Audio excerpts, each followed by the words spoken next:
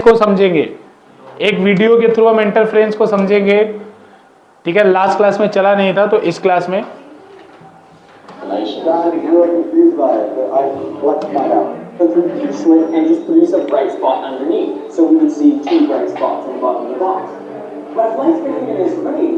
देखो इधर आवाज कम कर दे रहा हूं, आवाज से मतलब नहीं है, इसलिए मैं समझ रहा था ना तुम्हें आवाज से तकलीफ है, इसलिए मैंने आवाज ही कम कर दी। देखो इधर अब ध्यान से एक्सपेरिमेंट देखो, पॉन्ड एक्सपेरिमेंट।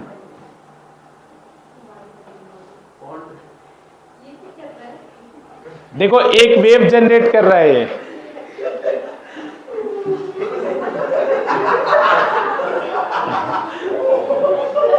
तुम बाहर जाओ, तुम बाहर, तुम क्लास के पहले बाहर जाओ, गधा कहीं का। वो यहां पे क्या कर रहा है, एक वेव जनरेट कर रहा है, ठीक है ना। तो एक बॉल से एक वेव जनरेट करेगा, फिर उसी मीडियम में दूसरी वेव भी जनरेट करेगा, तो दूसरी वेव वो लगभग सेम फ्रीक्वेंसी पे जनरेट करेगा। तो रिजल्टेंट पैटर्न देखना। देखो एक वेव जनरेट होगी तो ऐसा पैटर्न देखने को मिलता है ना, दोनों वेव साथ में जनरेट होगी तो कैसा, दूसरी बॉल से क्या करने पूछा है बस। देखो ध्यान से, फिर से देखो पीछे। बेटा एक वेव ऐसा पैटर्न जनरेट करे थे, दोनों वेव अगर हो साथ में तो पैटर्न में देखो क्या चेंज आता है। अरे मूर्ख हो तुम लोग, वेट। बेटा ये देखो कहीं ना कहीं पे जो वेव है वो गायब हो जाएगी, कहीं पे देखो यहां पे वेव गायब हो गई ना बीच बीच में, बेटा ये वेव गायब हो गई ना बीच बीच में, और कहीं कहीं वेव का जो मैग्नीट्यूड है, इंटेंसिटी है, वो इंक्रीज कर गया।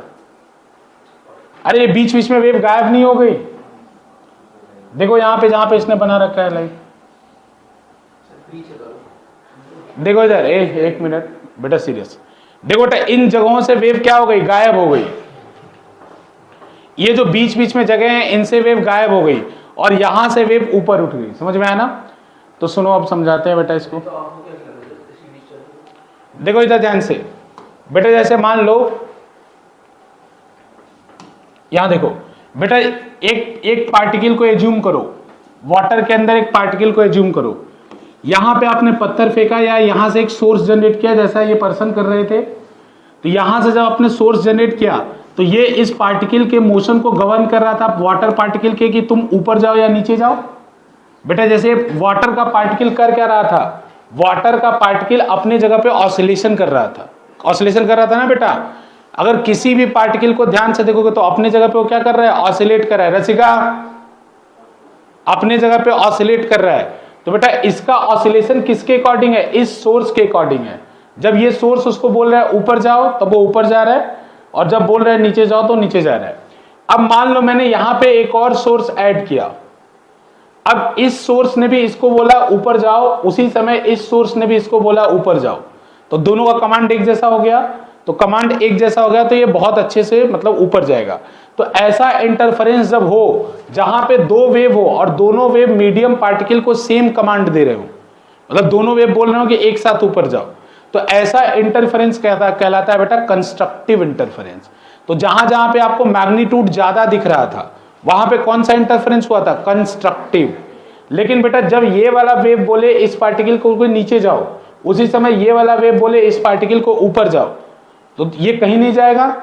मतलब एक फोर्स लगा रहा है नीचे जाने के लिए, एक फोर्स लगा रहा है ऊपर जाने के लिए, तो बेटा ये एक दूसरे को कैंसिल कर देंगे। तो यहां पे जो इंटरफेरेंस बनेगा उसको हम क्या बोलेंगे, डिस्ट्रक्टिव इंटरफेरेंस। तो बेटा जहां जहां पे वेव गायब हो रही थी वहां पे कौन सा इंटरफेरेंस बन रहा था, डिस्ट्रक्टिव। और जहां जहां पे वेव का मैग्नीट्यूड थोड़ा बढ़ रहा था वहां पे कौन सा इंटरफेरेंस बन रहा था, कंस्ट्रक्टिव।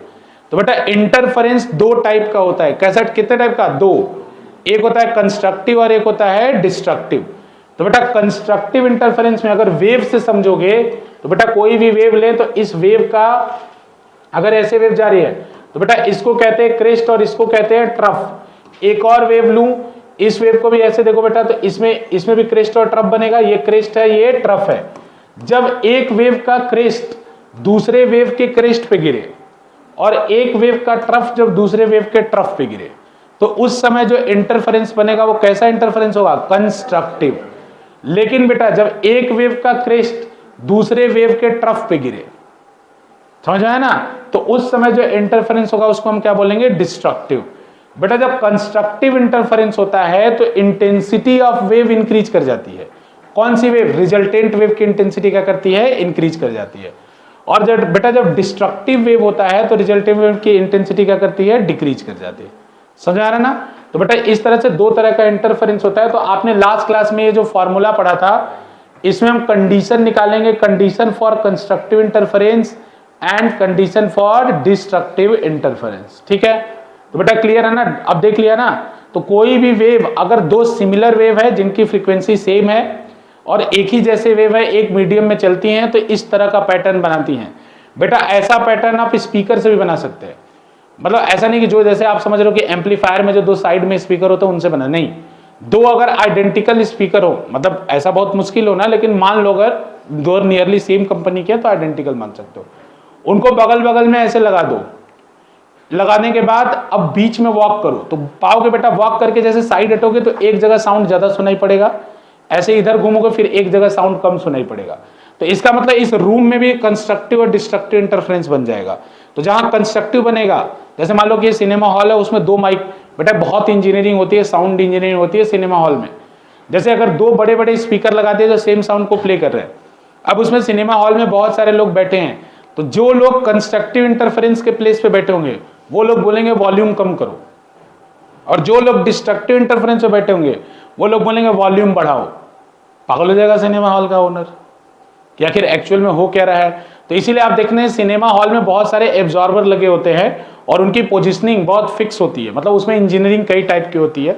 एक तो जैसे सामने सामने लगा दो, एक होता है कि स्क्रीन को कर्व बना दो, उसके फोकस पे साउंड रख दो, तो बहुत तरह की इंजीनियरिंग। एक होता है कि सीलिंग की तरफ साउंड को भेज दो, सीलिंग को कर्व बना दो, वहां से हर तरफ। तो कई सारी इंजीनियरिंग है, वो फाइनेंस के ऊपर डिपेंड करता है कि कौन सा सिनेमा हॉल उसको क्या प्रीफर करता है। तो बेटा हर वेव में क्या होता है, इंटरफेरेंस होता है। तो अभी तक हम क्या पढ़ रहे थे कि लाइट एक पार्टिकल है, लेकिन अगर मुझे लाइट को वेव प्रूफ करना है तो इसमें मुझे लाइट से क्या करना पड़ेगा, इंटरफेरेंस। तो बेटा आगे जाके एक साइंटिस्ट आएंगे थॉमस यंग, उन्होंने लाइट से इंटरफेरेंस करा दिया था। ठीक है ना। तो इंटरफेरेंस पढ़ने से पहले उसकी थियरी ही पढ़ रहे हैं हम लोग। तो थियरी पढ़ रहे हैं बेटा, तो लास्ट क्लास में हमने इस फॉर्मूले का डेराइवेशन किया था। अब डेराइवेशन करने के बाद इसी फॉर्मूले पे बिल्डअप करेंगे। ये फॉर्मूला हमारे लिए बहुत इंपॉर्टेंट है, इसका डेराइवेशन पीछे वाला देख लीजिएगा। अगर पीछे वाला डेराइवेशन किसी को लगता है कि नहीं हमसे होगा ही नहीं, तो उसके लिए एक और तरीका भी है, एक शॉर्टकट टाइप का है, वो भी मैं बता दूंगा। जैसे इस डेराइवेशन में मैंने क्या लिया था बच्चों की, दोनों वेव का इंटेंसिटी अलग अलग है, लेकिन जो आसान वाला डेराइवेशन होगा उसमें मैं ये लूंगा कि दोनों वेव का इंटेंसिटी सेम है। जहां मैं डेराइवेशन में ए और बी लिख रहा था, जैसे एक इक्वेशन लिया था ना y equal to a sine omega t, दूसरा लिया था y equal to b sine omega t plus five, तो बस इतना ही करूंगा कि जहां बी ले रहा था ना वहां भी क्या ले लूंगा, ए, तो उससे थोड़ा आसान पड़ जाएगा, बस इतना। लेकिन उससे कोई बहुत फायदा होगा नहीं, आप पूरे कॉन्सेप्ट को सीख नहीं पाओगे। लेकिन बोर्ड एग्जाम के लिए लास्ट में वही कर लेंगे। अगर दिक्कत किसी को बनेगा तो प्रूफ करने का आएगा तो वो कर लेना, बाकी सारा न्यूमेरिकल इससे करना। प्रूफ के लिए वो कर लेंगे, चलो वो भी हम कर लेंगे, लेकिन अभी सीखो ही सीखो। प्रूफ करने की बात आएगी तो उसको कर लेना, ठीक है बच्चों। तो अब इसी में ये फॉर्मूले के बाद लिखिए बेटा टाइप्स ऑफ इंटरफेरेंस। कल यहीं पे शायद छोड़ा था मैंने, types of interference, types of interference, types of interference. बेटा टाइप्स ऑफ इंटरफेरेंस, बेटा दो टाइप का इंटरफेरेंस होता है।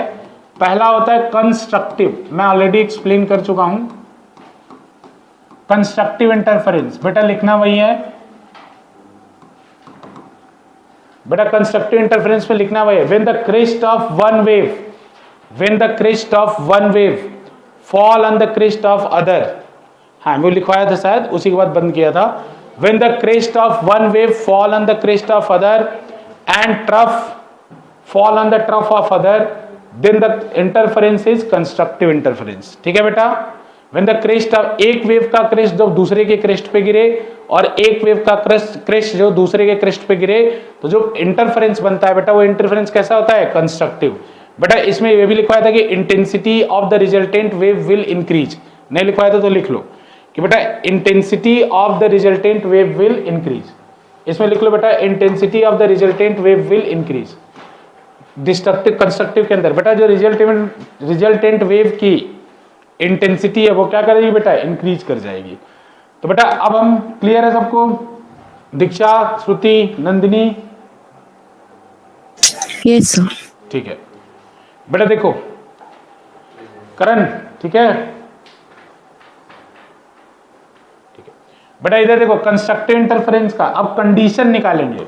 बेटा हमें कैसे पता चलेगा कि कंस्ट्रक्टिव इंटरफेरेंस है या डिस्ट्रक्टिव? तो हम कंडीशन निकालेंगे। तो बेटा कंडीशन कैसे निकालेंगे? तो देखो इस फॉर्मूले में जो आपने फॉर्मूला लिखा था बेटा आई रिजल्टेंट का, वो क्या था? I1 plus I2 plus 2 root I1 I2 cos phi. बेटा फाई को डेल्टा फाई भी कई बार लिख देते हैं। डेल्टा फाई मतलब फेज डिफरेंस, दोनों वेव के बीच में फेज डिफरेंस भी तो फाई था, तो डेल्टा फाई भी कभी लिख देते हैं। तो बेटा देखो इस सिचुएशन में डेल्टा फाई में लिख ले रहा हूं। डेल्टा फाई का मतलब क्या होता है? Phase difference. जैसे बेटा हमने एक वेव लिया था ना y equal to a sin omega t, दूसरी वेव लिया था y1, दूसरी वेव लिया था b sin omega t plus phi. तो बेटा ये फेज हो गया फाई 1, ओमेगा t हो गया फाई 1, ये हो गया फाई 2। तो टेक्निकली तो मैंने फाई 2 माइनस फाई 1 निकाला ना, तो इसको आप डेल्टा फाई भी लिख सकते हो। तो बेटा जब मैंने इसको डेल्टा फाई लिखा तो बेटा कॉस की, अगर बेटा ये कंस्ट्रक्टिव होना है तो आई रिजल्टेंट शुड बी मैक्सिमम। बेटा ये मैक्सिमम होना चाहिए ना, तो मैक्सिमम कब होगा? जब कॉस की मैक्सिमम वैल्यू हो। कॉस की मैक्सिमम वैल्यू किस पे होती है? 1 पे। कॉस मैक्सिमम 1 होता है ना, कितने पर? 0 डिग्री पे। तो बेटा देखो जितने लोग को आइडिया नहीं कॉस का ग्राफ कैसे होता है, वैसे तो हो जाना चाहिए, क्योंकि कॉस का ग्राफ आप कैपेसिटर के अंदर बना चुके हो।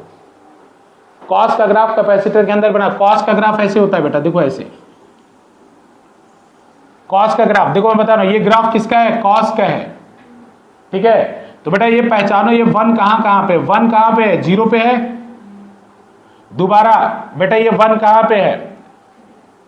1 कहां पे है? देखो ये 0 है, ये π/2 है बेटा, ये पाई है, एंगल 90 का बढ़ता है।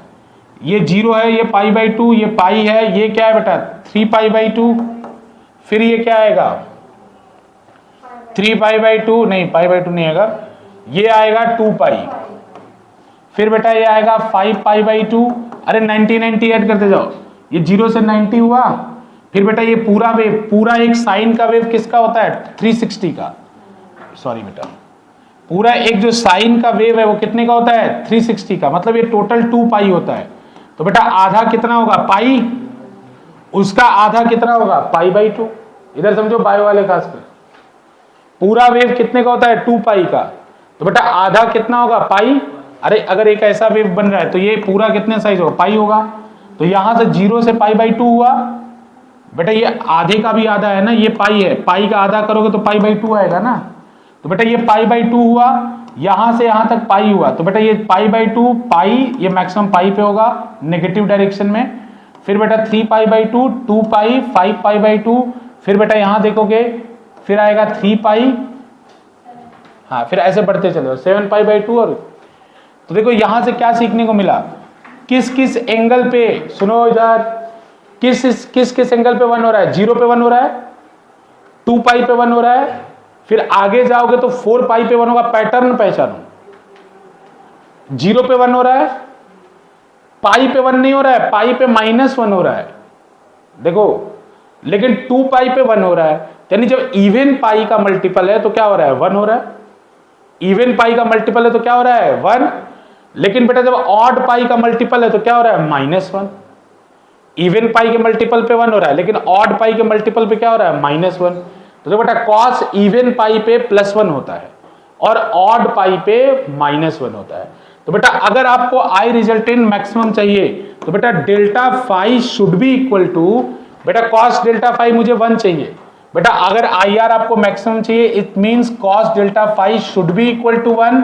It means delta phi should be equal to 2nπ, where n is equals to 0, 1, 2, 3। अरे 2nπ इवन नंबर लिखने का तरीका होता है। ये इवन नंबर को मैथ में ऐसे लिखा जाता है 2n। कैसे? बेटा 1 0 रखोगे तो 0 आ जाएगा, 0 पे देखो कॉस मैक्सिमम है। 1 रखोगे तो कितना आएगा? 2π। तो देखो 2π पे भी कॉस मैक्सिमम है। फिर बेटा 2 रखोगे तो कितना आएगा? 4π। 4π पे भी कॉस मैक्सिमम है। फिर बेटा 3 रखोगे तो कितना आएगा? 6π। 6π पे भी मैक्सिमम है। तो ये नंबर ऐसे बढ़ता जाएगा। तो बेटा पहली चीज याद रखने के लिए, कंस्ट्रक्टिव इंटरफेरेंस होने के लिए फेज डिफरेंस कितना होना चाहिए, 2n पाई, या ऐसे याद रख सकते हो इवन मल्टीपल ऑफ पाई होना चाहिए।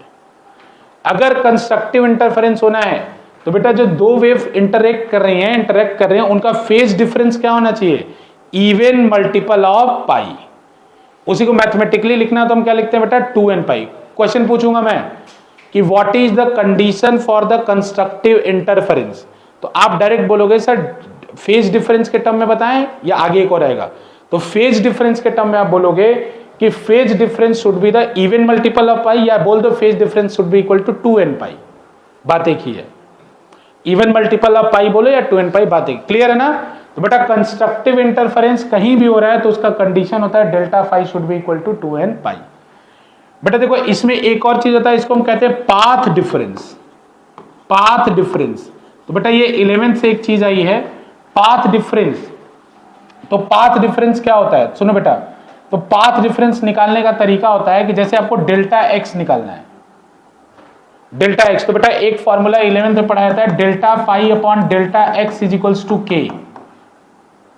Delta phi upon delta x is equals to k.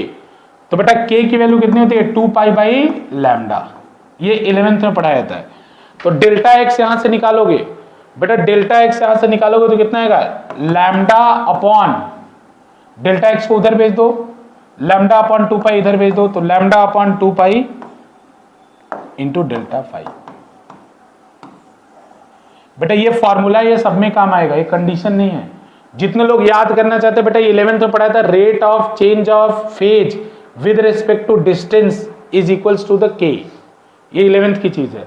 तो बस अभी इतना दिमाग नहीं लगाना चाहते फालतू, तो बस इतनी बात याद रखो कि अगर फेज डिफरेंस गिवन हो तो इसको कहते हैं पाथ डिफरेंस। कैसे निकालोगे, तो लैम्डा अपॉन 2 पाई से मल्टीप्लाई करके। फेज डिफरेंस गिवन हो तो पाथ डिफरेंस कैसे निकालोगे, लैम्डा अपॉन 2 पाई से मल्टीप्लाई करके। ये बात अगर इधर वाला मत नोट करो, बस इतना याद रखो, अगर फेज डिफरेंस गिवन हो तो पाथ डिफरेंस कैसे निकालोगे, लैम्डा अपॉन 2 पाई से मल्टीप्लाई करके। जैसे बेटा फेज डिफरेंस अगर पाई हो, फेज डिफरेंस अगर पाई हो तो बताओ पाथ डिफरेंस कितना होगा, lambda by 2, lambda by 2। Phase difference अगर 2 पाई हो तो पाथ डिफरेंस कितना होगा, लैम्डा। समझ में आया ना, पाथ डिफरेंस कितना होगा, लैम्डा। बेटा इसको वेव से भी समझ सकते हो कि साइन का एक कंप्लीट वेव जाता है, साइन का एक कंप्लीट वेव जाता है तो कितना कितना एंगल बनता है, 2 पाई, और इस वेव का लेंथ कितना होता है, लेंथ होता है लैम्डा। एंगल के टर्म में बात करते हो तो 2 पाई होता है और लेंथ कितना होता है, लैम्डा। वेव लेंथ जिसको कहते हो, वेव लेंथ। तो बेटा यहां से भी देखो, अगर डेल्टा पाई 2 पाई होगा तो फेज पाथ डिफरेंस यानी वेव का लेंथ कितना होगा, लैम्डा। तो खैर ये डायरेक्ट फॉर्मूला याद रखना है आपको, लैम्डा इक्वल, अगर आपको डेल्टा पाई दे रखा है तो delta x will be equal to lambda upon 2 pi. तो बेटा कंस्ट्रक्टिव इंटरफेरेंस में पाथ डिफरेंस कितना होना चाहिए, पाथ डिफरेंस, दोनों चीज याद रखना बेटा, delta x should be equal to lambda upon 2 pi into phase difference कितना आया, बोलो 2n पाई। बेटा उड़ा दो, 2 पाई से 2 पाई कैंसिल हो गया, path difference should be equal to l lambda. ये बात सबको याद रखेगा। कंस्ट्रक्टिव इंटरफेरेंस में फेज डिफरेंस कितना होता है, 2n पाई, पाथ डिफरेंस कितना होता है, n lambda, where again n is equals to 0 1 2 3, 0 1 2 3। n की वैल्यू फिर से क्या होती है, 0 1 2 3, ठीक है ना। बेटा path difference is n lambda, phase difference is, बेटा ये बात और बता रहा हूं, सीबीएसई में क्वेश्चन देगा, पाथ डिफरेंस दे के बोलेगा इंटेंसिटी निकालो, तो इंटेंसिटी के फॉर्मूले में तो पाथ डिफरेंस है ही नहीं, तो आप क्या करोगे, पहले पाथ डिफरेंस से निकालोगे फेज डिफरेंस, और फेज डिफरेंस को फिर यूज करोगे फॉर्मूले में। समझ में आया ना, तो इसी रिलेशन से निकल जाएगा। अरे पाथ डिफरेंस दिया होगा तो फेज डिफरेंस निकाल लोगे ना, फिर बेटा इसको ओरिजिनल फॉर्मूले में पुट करके यहाँ इंटेंसिटी वगैरह बोलेगा तो निकाल लेना। अभी मैं कराऊंगा न्यूमेरिकल, चिंता मत करो, कराऊंगा न्यूमेरिकल, ठीक है ना, न्यूमेरिकल कराऊंगा। बोलो क्लियर। एक फॉर्मूला में ना ये याद रखो, कंडीशन कंस्ट्रक्टिव इंटरफेरेंस की क्या है बेटा वो याद रखो, और फेज डिफरेंस की कंडीशन क्या है, पाथ डिफरेंस की। दो बातें याद रखनी है। मैं बोलूंगा what is the condition for constructive interference, तो अब दोनों बोलोगे phase difference should be equal to 2n pi, path difference should be equal to n lambda.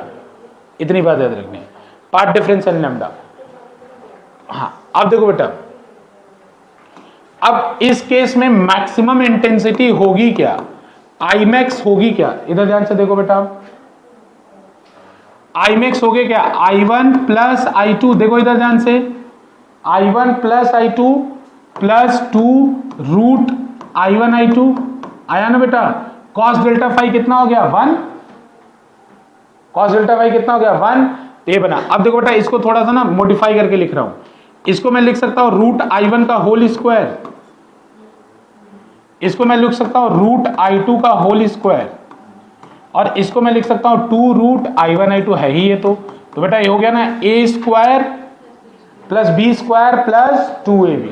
तो यहां से एक सिंप्लीफाइड फॉर्मूला बनता है कि मैक्सिमम इंटेंसिटी कितनी आती है, मैक्सिमम इंटेंसिटी आती है under root of I1 plus under root of I2 का होल स्क्वायर, ये मैक्सिमम इंटेंसिटी बनती है, under root of I1 plus under root I2 का होल स्क्वायर।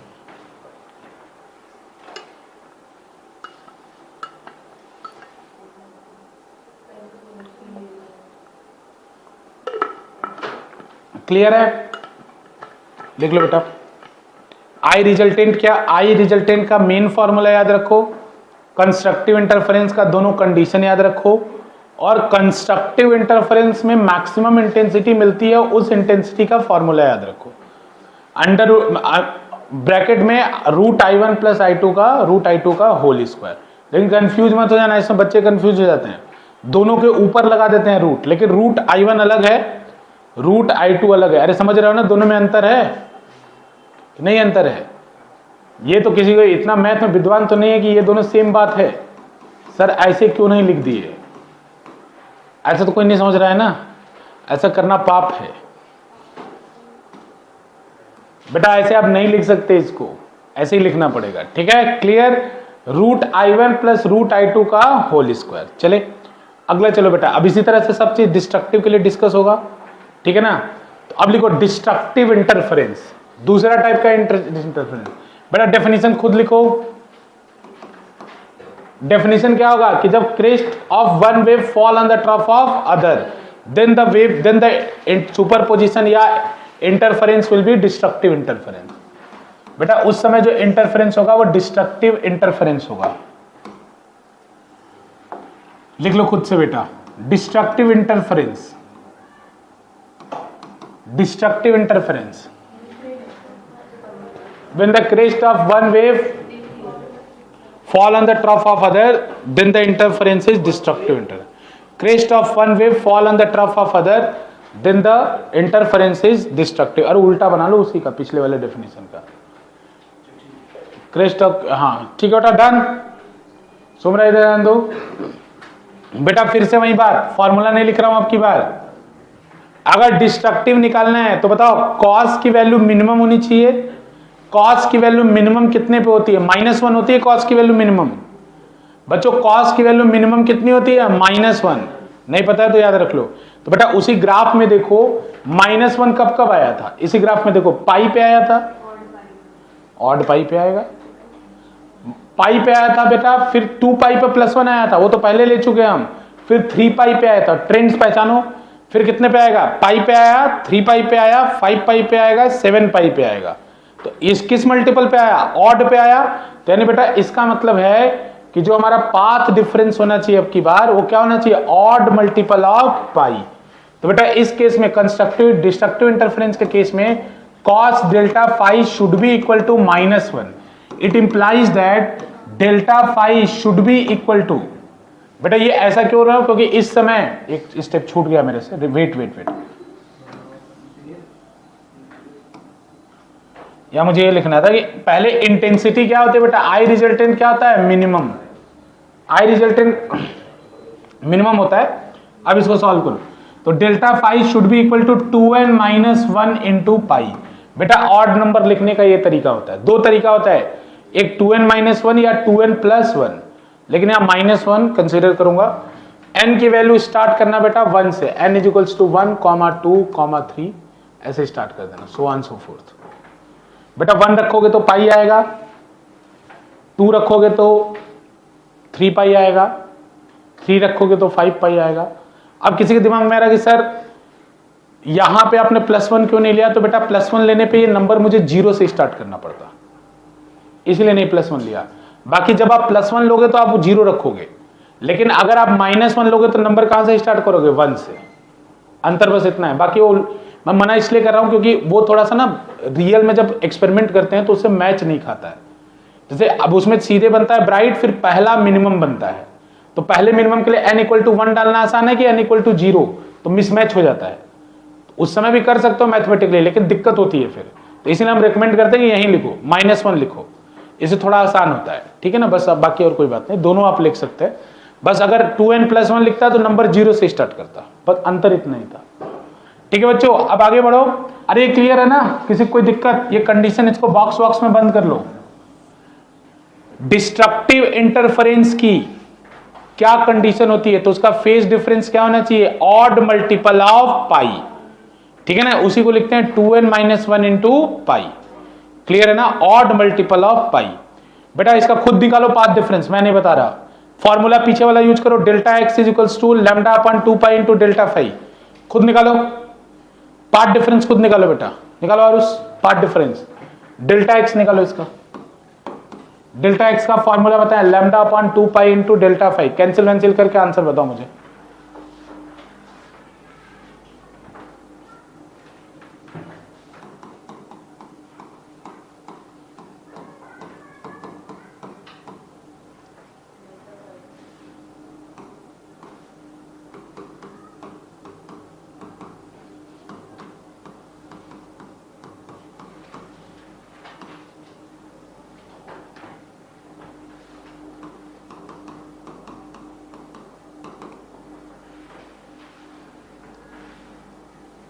ठीक है बेटा, ठीक है ना? नहीं कैंसिल हो जाएगा पाई, कैसे आएगा पाई? पाई तो कैंसिल हो जाएगा ना बेटा। 2n - 1 λ/2, 2n - 1 λ/2, 2n - 1 λ/2, 2n - 1 λ/2।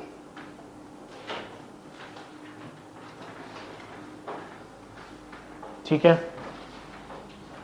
बेटा, डन। बेटा इसमें फॉर्मूला निकालो, फॉर्मूला चलो आई मिनिमम निकालो। आई मिनिमम आएगा ना, फॉर्मूले में माइनस डाल देना, मैं तुरंत लिखो। ए सुमरा करो इसको, आई मिनिमम निकालो।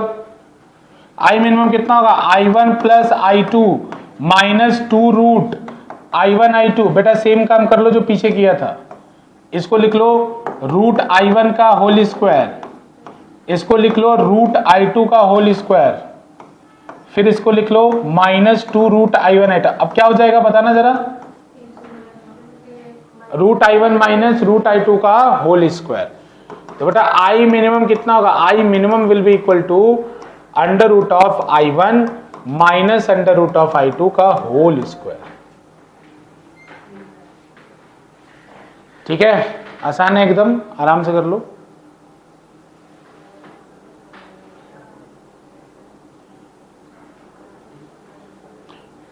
अभी तक पूरा समझ, बट डिराइवेशन का अगर किसी को प्रॉब्लम है तो इजी वाला बता दूंगा, बाकी इसको पूरा समझो।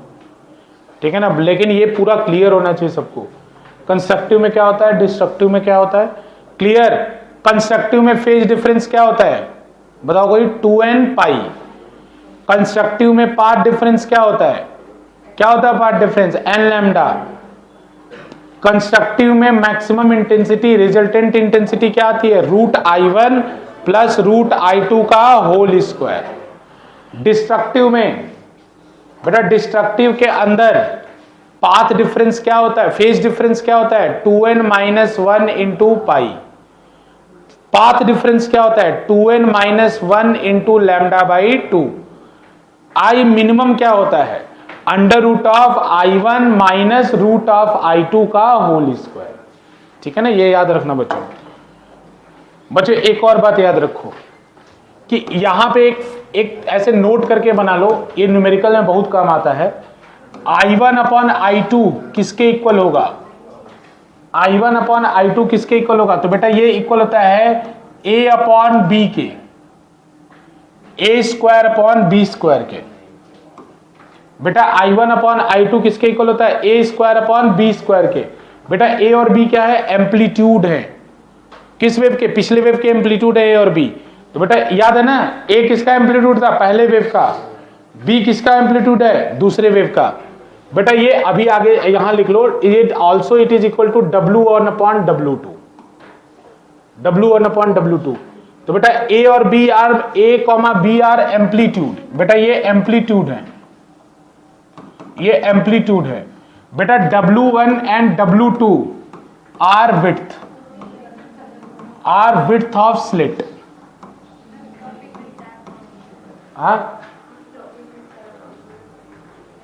टॉपिक में 4 फॉर्मूला नहीं। अच्छा ये W1 अपॉन W2 कहां से है? इसका भी बताता हूं रेफरेंस। बेटा अभी जब हम आगे पढ़ेंगे ना, तो 2 सोर्स हमें चाहिए ना, तो बेटा एक कार्डबोर्ड लेंगे, उसमें से 2 स्लिट काटेंगे और पीछे एक बल्ब जला देंगे। तो अब उस बल्ब से जो लाइट निकलेगी वो 2 जगह डिवाइड होगी, उसी को YDSC कहते हैं। 2 जगह डिवाइड होगी, तो 2 जगह डिवाइड होगी तो 2 सोर्स की तरह काम करेगी। तो बेटा ये दोनों उसी स्लिट का विड्थ है, ठीक है ना, वो दोनों उसी स्लिट का विड्थ है। इस पे न्यूमेरिकल आता है, इसलिए जैसे बोलेगा स्लिट विड्थ इज 1:2, तो इंटेंसिटी का रेशियो कितना होगा? तो बेटा वो भी 1:2 होगा, ठीक है ना। जैसे बोलेगा एम्पलीट्यूड का रेशियो है 1:3, तो इंटेंसिटी का रेशियो कितना होगा? 1:9, स्क्वायर के ऊपर जाएगा। अरे बात क्लियर है क्या? बेटा वेरी हैंडी फॉर्मूला। अब देखो जरा, आई मैक्स अपॉन आई मिन का रेशियो निकालना बच्चों।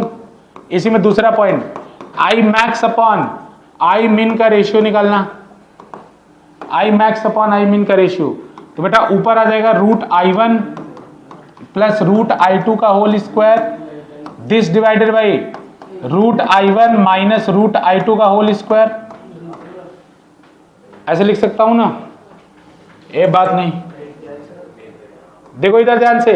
बेटा मैं ऐसे इसको लिख सकता हूं क्या? √I1 plus √I2 upon √I1 minus √I2 का होल स्क्वायर। देखो ऐसे लिख सकता हूं क्या? अरे स्क्वायर दोनों पे से अलग अलग हटा के एक पूरा स्क्वायर बना दिया।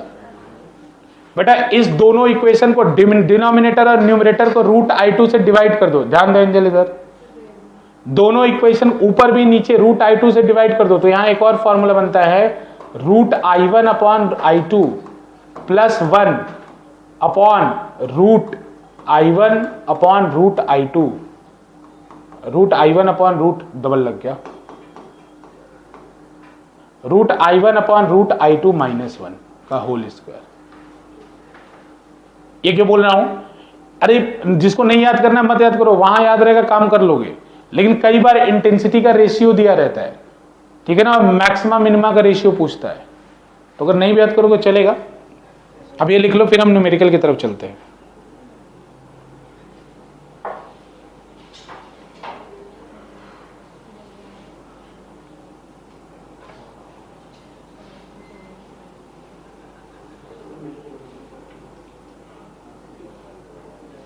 बेटा ये सब बर्डन नहीं होना है। अगर ये नहीं याद हो रहा है कोई बात नहीं, ऊपर की 2 बातें याद है ना, उसी से डिवाइड करके आप खुद इस समय सोचना। बस ये तो मैं ऐसे एक्स्ट्रा बता रहा था कि चलो आपकी मैथ आसान हो जाएगी।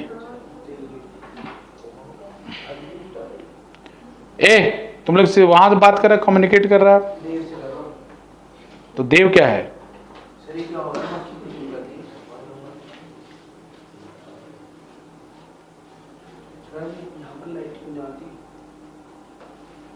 तुम्हें क्या करना है उससे?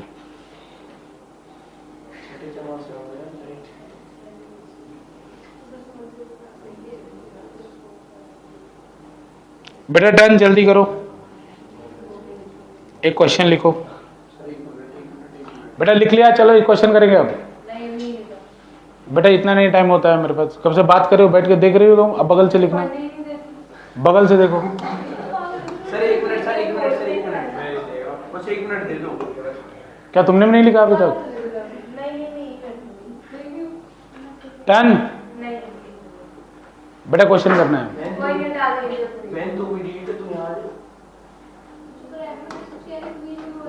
सीधे रहो, अभिनव सीधे रहो।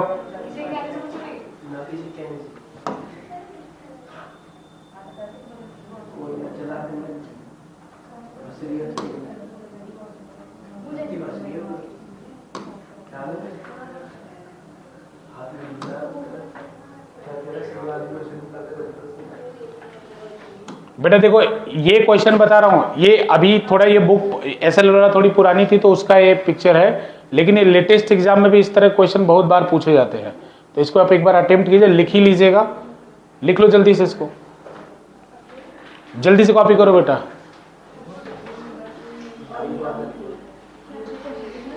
ये क्वेश्चन लिखना है बेटा, बहुत इंपॉर्टेंट।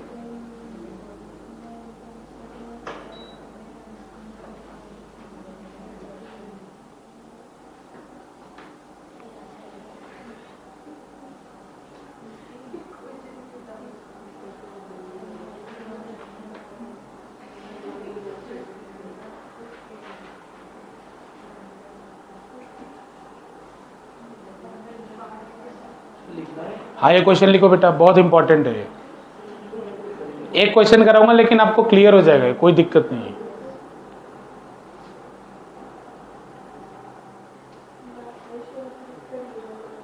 अभी लिख लो, फिर मैं बताता हूं YDSC का क्या मतलब है, ठीक है। अभी क्वेश्चन पूरा लिख लो, फिर मैं एक्सप्लेन करता हूं।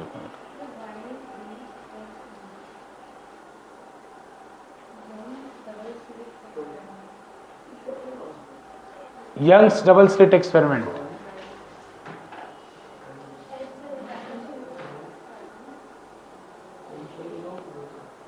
लिख लिया बेटा जल्दी। अब मेरी बात सुनो, लिख लिया तो लिख लिया।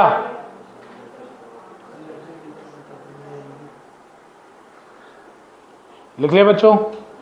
अब सीधी सी बात देखो, YDSC जब होता है, YDSC मतलब यंग्स डबल स्लिट एक्सपेरिमेंट, तो इस पूरा जो पीछे फॉर्मूला पड़े हो ना, उसमें I1 equal to I2 put कर देना बस, और पूरा ये क्वेश्चन करो बस। इससे इतना ही फर्क पड़ेगा कि I1 I2 हो गया है। तो बेटा सुनो, जब पार्ट डिफरेंस लैम्डा था उस समय इंटेंसिटी कितनी थी, K यूनिट। तो यानी तुम निकाल लो कि जब फेज डिफरेंस निकाल लोगे, फेज डिफरेंस निकाल लोगे ना पार्ट डिफरेंस से, अरे अभी तो फॉर्मूला बताया था डेल्टा एक्स, फेज डिफरेंस निकाल लोगे और I1 equal to I2 put कर देना और वहां से सॉल्व करना, तो K और I1 में एक रिलेशन आएगा, I2 हटा देना, I2 की जगह भी क्या डाल देना, I1, तो K और I2 में एक रिलेशन आएगा, उसको लिखना, फिर ये वाला केस उठाना और फिर से पार्ट डिफरेंस कितना है, λ/4। एक सॉल्व करके दिखाऊं, देखो ये देखो ध्यान से बेटा, यंग्स डबल स्लिट एक्सपेरिमेंट का मतलब हुआ I1 इक्वल टू I2। ये कहां से पता चला, तो ये जो YDSC लिखा है ना बेटा, उसके वजह से पता चला। आगे आपको भी पता चल जाएगा, लेकिन अभी थोड़ा ये बाद में आएगा टॉपिक, इसलिए पहले बता रहा हूं। अब देखो बेटा, आंसर क्वेश्चन में पढ़ लो, पाथ डिफरेंस कितना गिवन है। क्वेश्चन से घबराया मत करो, पढ़ा करो, अपने रेलेवेंट डेटा खोजा करो। बेटा क्वेश्चन ने क्या लिखा है, path difference is lambda, path difference is lambda, और उस समय जो इंटेंसिटी है, रिजल्टेंट इंटेंसिटी कितनी है, K यूनिट, K यूनिट है। तो पहला काम मैं ये करूंगा कि लैम्डा पाथ डिफरेंस के लिए फेज डिफरेंस निकालूंगा। बेटा डेल्टा एक्स इक्वल टू कितना बताया था आपको, lambda upon 2 pi into delta phi बताया था। अब देखो बेटा, डेल्टा एक्स की वैल्यू कितनी है, लैम्डा, तो लैम्डा रख दो, तो lambda equal to lambda upon 2 pi into delta phi होगा, लैम्डा लैम्डा कैंसिल हो जाएगा, तो डेल्टा फाई कितना आएगा बोलो, 2 पाई। डेल्टा फाई कितना है, 2 पाई। अब वो पुराना फॉर्मूला लगा दो, वैसे डायरेक्ट आपको दिख रहा है कि ये कौन सा इंटरफेरेंस है, इवन मल्टीपल आया है ना, कौन सा है, कंस्ट्रक्टिव। तो कंस्ट्रक्टिव का आई रिजल्टेंट कितना आएगा बोलो, आई रिजल्टेंट कितना आएगा कंस्ट्रक्टिव का, under root of I1 plus I2 का होल स्क्वायर। तो बेटा अब की बार root I1 plus root I1 का होल स्क्वायर, क्यों, क्योंकि अभी बताया YDSC है। तो ये कितना आएगा बोलो, root I1 root 2 root I1 हो जाएगा, तो इसका आंसर आएगा 4I1। अरे 2 प्लस 2 रूट I1 होगा ना 4I1, और इसी की वैल्यू कितनी दे रखी है, K, इसी की वैल्यू कितनी दे रखी है, K दे रखी है। अब छोड़ दो इसको ऐसे ही। अब आ जाओ डायरेक्ट क्वेश्चन पे, बोला find the intensity at a point where the path difference is λ/4। पहला पार्ट मैं करूंगा, बाकी आप, वेयर पाथ डिफरेंस इज λ/4। तो बेटा आपका answer will be in terms of K। जैसे अगर मान लो आपका इंटेंसिटी आ गया 2I1 तो आप क्या लिखोगे k/2। अरे 4I1 जब k है तो 2I1 क्या होगा k/2। आपका इंटेंसिटी आ गया I1 तो आंसर क्या रिपोर्ट करोगे k/4। समझ में आ रहा है ना। तो k के टर्म में हमें आंसर करना है, चाहो तो I1 निकाल लो k के टर्म में, तुम्हारी इच्छा है। अब बेटा λ/4 होगा तो फिर से फर्स्ट केस मैं कर रहा हूं सोल्यूशन फर्स्ट पार्ट का। फर्स्ट पार्ट में पार्ट डिफरेंस है लैम्डा, फेज डिफरेंस निकालो तो delta x is equals to λ/2π into delta phi. बेटा इसकी वैल्यू पुट कर दो λ/4, इसकी वैल्यू कितनी है λ/4 is equals to λ/2π into delta phi. ठीक है, लैम्डा से लैम्डा कैंसिल, बेटा 2π को उधर भेज दो, डेल्टा फाई कितना आएगा π/2 आया। अब ओरिजिनल फॉर्मूले में आ जाओ। ओरिजिनल फॉर्मूले में आई रिजल्टेंट क्या होता है, आई रिजल्टेंट क्या होता है I1 plus I2 plus 2 root I1 I2 और बेटा इंटू कॉस डेल्टा फाई। तो कितना होगा कॉस π/2। बच्चों कॉस 90 कितना होता है, कॉस 90 0 होता है, तो ये पूरा टर्म क्या हो जाएगा 0। और बेटा I2 इक्वल टू क्या है I1, तो I रिजल्टेंट कितना आएगा 2I1। तो बेटा 2I1 मतलब 4I1 k है तो 2I1 कितना होगा k/2। बेटा 4I1 को जब k लिखा है तो 2I1 कितना होगा k/2। तो the answer of the first part is k/2। अब इसी तरह बाकी आप करो। सन्नाटा, लिखो पहले, लिखो पहले, लिखो पहले आराम से सॉल्यूशन लिख लो। पहले मैंने ये वाला फॉर्मूला लगाया, फिर ये वाला लगाया, फिर यहां से बेटा फिर मैंने ये सॉल्व किया।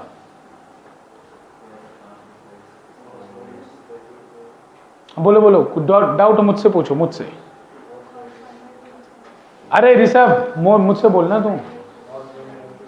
cos 120 आ रहा है -1/2।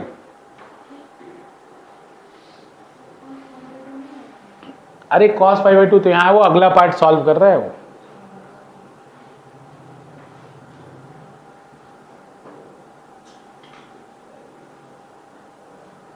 दीक्षा समझ में आया क्या? खुशी? यस सर, आ गया। हाँ। Yes sir. करण?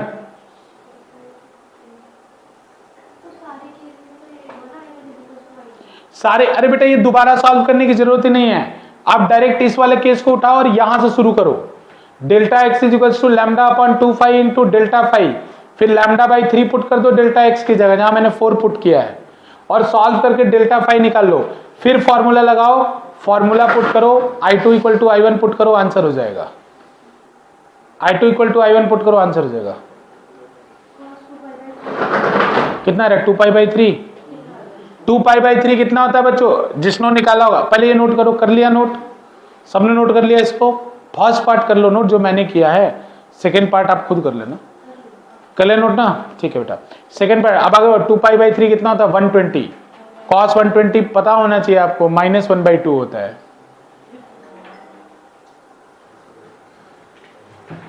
cos 120 -1/2 होता है। बेटा बहुत इंपॉर्टेंट क्वेश्चन है ये।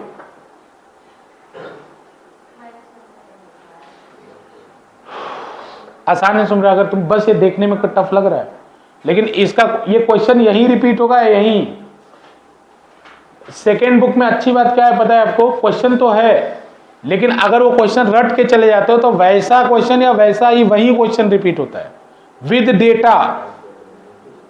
बस यहाँ λ/3 λ/4 कुछ और आ जाएगा, बाकी सब चीज सेम रिपीट होता है। सेकेंड बुक इसलिए स्कोरिंग होती है। एक बार बस सीख लो, तुम एक बार सीख लो, सेकेंड बुक कभी धोखा नहीं देती। फर्स्ट बुक तो चलो कोई बात नहीं, मान लिया मैंने। आगे बेटा, आगे बोलो बोलो, आंसर बताओ के के टर्म में। अरे विनोद बताओ जल्दी, के के टर्म में आंसर बताओ सेकंड पार्ट का। अरे गधा है सब रे भैया, आगे बोल भाई, बोलो आंसर बोलो, ऐसे से क्या कर रहा है मुंडी। सर k/3 आ रहा है। कितना आ रहा है बेटा? k/3। k/4 आ रहा है बेटा सेकंड पार्ट का। बेटा मैं यहां डिलीट करके सेकंड पार्ट का करूं क्या? सेकंड पार्ट का करूं ना, ये आपके पास तो नोट होगा ही, ये मैं दोबारा मुझे बता देना, मैं वो अब मिटा रहा हूं पूरा।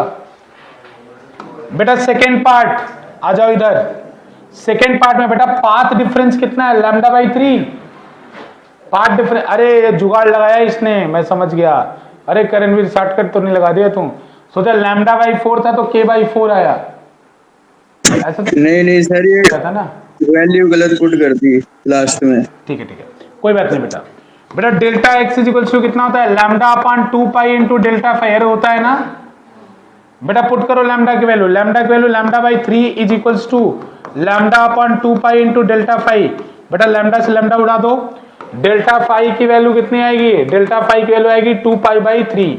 2 पाई बाई 3 का मतलब होता है 120 डिग्री। अब बेटा आई रिजल्टेंट का फॉर्मूला लगाओ। आई रिजल्टेंट क्या होता है, I1 प्लस I1, अरे I2 होता है, I1 लिख रहा हूं।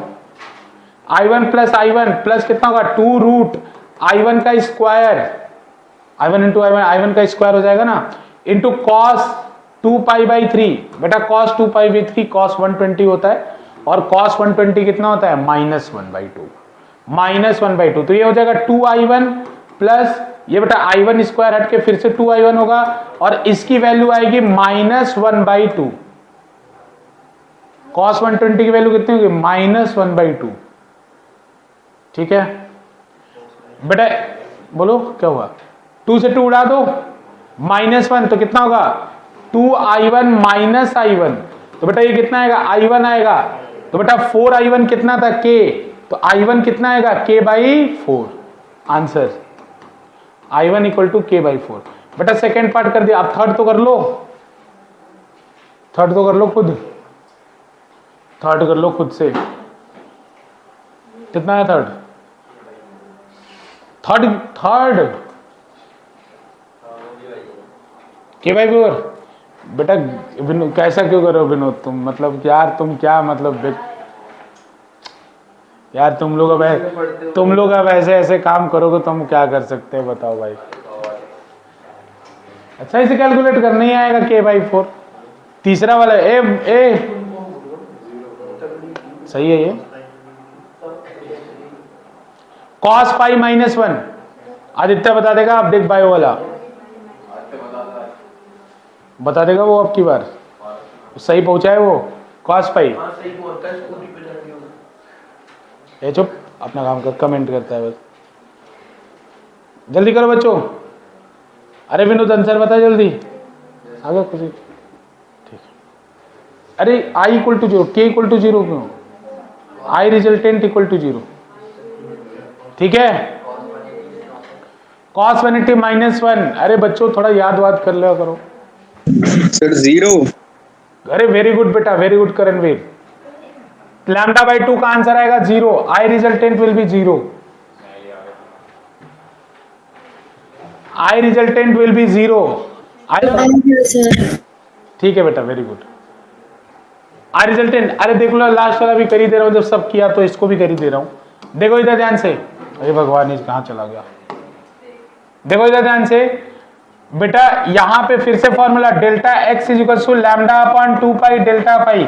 देखो मैं कितना बोरिंग काम कर रहा हूं, बार बार एक ही काम कर रहा हूं। Delta x lambda by 2 put करो is equal to lambda by 2 pi into delta phi.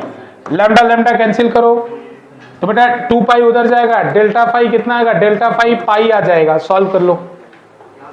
फिर बेटा कितना आएगा, I resultant will be equal to I1 plus I1,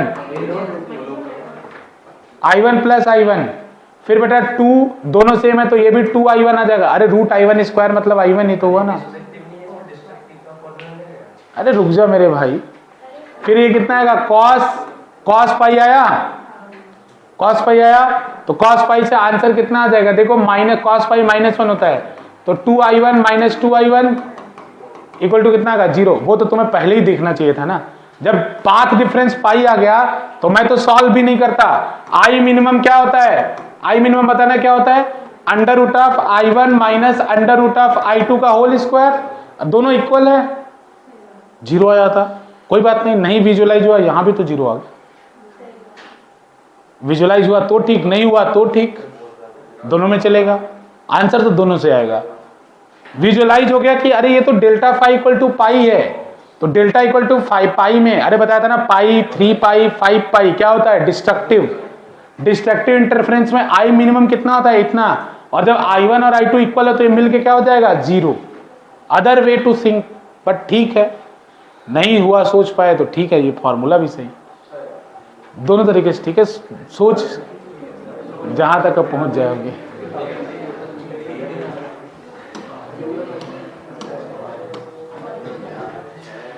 बेटा एक और करेंगे, हाँ एक और करेंगे, जल्दी करो बेटा। अभी जो मैंने लास्ट में फॉर्मूला बताया था ना, फटाफट निपटाओ इसको। अरे इसको निपटाओ जल्दी, आंसर मुझे पता है, सॉल्व करके दिखाना है, गधा कहीं का, मूर्खम।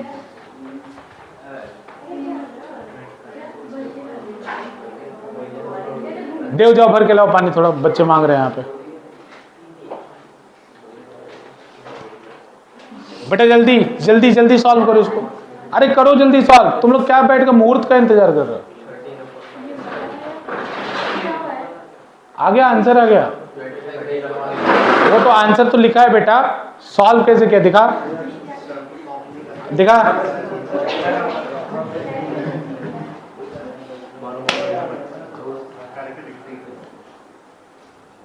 कुछ नहीं करना है, देख। अरे बताऊं क्या, ये इतना इजी है कि मुझे बताने में शर्म आ रहा है, बस इतनी कोई बात नहीं है। मतलब इतना इजी है ना, डायरेक्ट फॉर्मूले पे है कि शर्म आ जा रही मुझे बता के।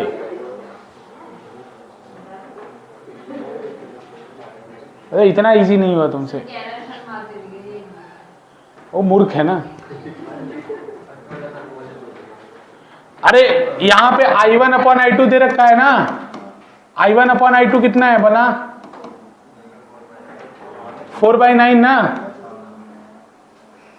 अभी एक फॉर्मूला बताया था, गधा है सब। I मैक्स अपॉन I मिन कितना होगा, ये आएगा under root of I1 upon I2 plus 1 divided by under root of I1 upon I2 minus 1 का होल स्क्वायर। अरे हो जाएगा क्या, तो under root I1 upon I2 निकालोगे तो कितना आएगा 2/3। अरे 4/9 है ना, तो 4/9 का रूट कितना आएगा 2/3। तो यहां ऊपर कितना आएगा, ऊपर आ जाएगा 2/3 प्लस 1 का होल स्क्वायर, और नीचे कितना आएगा 2/3 माइनस 1 का होल स्क्वायर।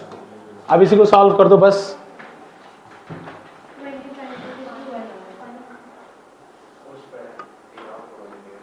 दे देना थोड़ा थोड़ा सा,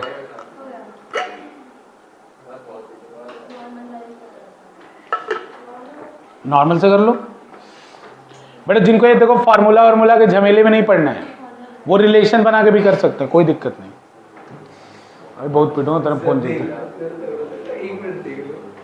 फोन जब्त करो बेटा, कर लोगे। अरे हुआ तुमसे, दांत दिखा रहा हो बस। दीपांशु तुमसे पूछ रहा हूं मैं, हुआ तुमसे बेटा? डन, मैं आगे बढ़ा रहा हूं। दीक्षा हुआ? Yes sir. ओके बेटा, एक और क्वेश्चन।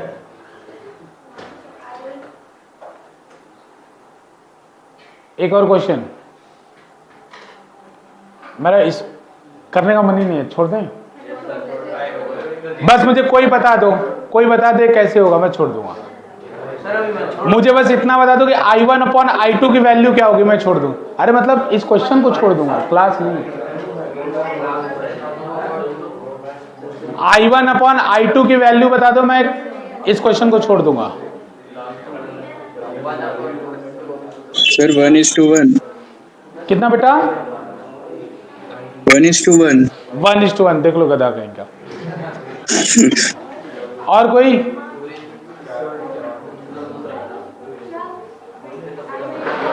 हाँ सर 3:1। नहीं नहीं, खुशी क्या करे, एक मिनट।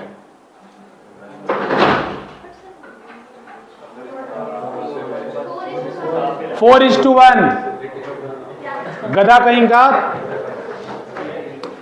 अभी बताया था मैंने कि I1 अपॉन I2 एक फॉर्मूला लिखवाया था, तुम लोग नेग्लेक्ट किए इसको। I1 अपॉन I2 किसके इक्वल है? W1 अपॉन W2 के। अब की बार विड्थ रेशियो दिया था ना, हो गया। अब पिछला वाला क्वेश्चन है, कराने का मेरा मन नहीं है क्योंकि I1/I2 दे रखा है। घर क्यों जाना है बेटा, बात बात पर घर जाने लगता है। अरे क्वेश्चन कराने का मेरा मन नहीं है। ठीक है, कितना आंसर है? 9:1। ठीक है, छोड़ दो बेटा। 7 बजे तक तो पढ़ाऊंगा ही। 7 बजे तो मैंने बोला ही है, लेकिन ब्रेक लोगे तो फिर 7:30 हो जाएगा। देख लो, ब्रेक नहीं लोगे तो 7 छोड़ दो, ब्रेक लोगे तो 7। अरे तो तुम लोग अभी जाओगे, पहले फैलोगे, फिर समेटने में मुझे 10 मिनट लग जाएगा, फिर 15 मिनट। कुछ को तो समेट भी नहीं पाऊंगा मैं।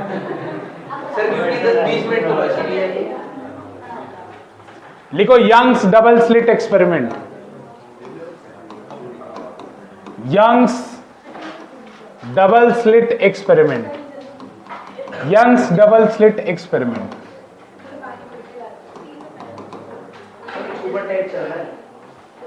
Young's double slit experiment. Young's double slit experiment. ठीक है बेटा, देखो सीबीएसई ने ये बोला है, सीबीएसई ने बोला है कि इसका डेरिवेशन मत कराओ। सुनो, सीबीएसई ने कहा है इसका डेरिवेशन मत कराओ, इसका क्वालिटेटिव एनालिसिस बता दो, डेरिवेशन मत कराओ। सीबीएसई ने लास्ट ईयर भी ऐसा कहा। मैंने बच्चों का करने की क्या जरूरत है, क्यों परेशान हो।